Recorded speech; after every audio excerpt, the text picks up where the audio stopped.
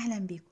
النهاردة في مطبخ ليليان هنعمل مع بعض صدور فراخ مشوية بتتبيلة سهلة قوي وطعمها جميل جدا، وكمان هنشويها على البوتاجاز وهتطلع أكنكم شويتوها على الفحم بالظبط.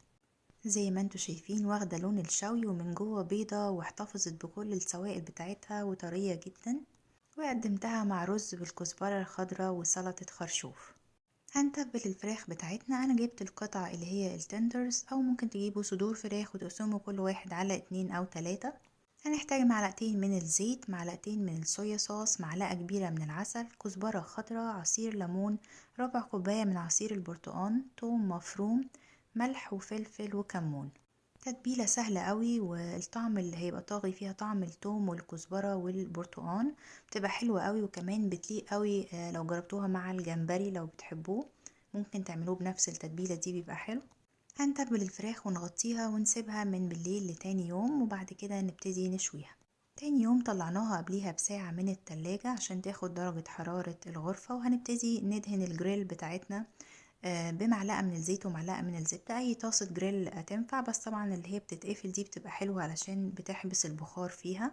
وهنسيبها على نار عالية على الأقل 3 أو 4 دقايق، مش هنحركها خالص لغاية ما تاخد اللون اللي هو لون الشوي زي ما انتوا شايفين كده، أو اللي بيسموه بلاك اندد، علشان تاخد طعم الشوي.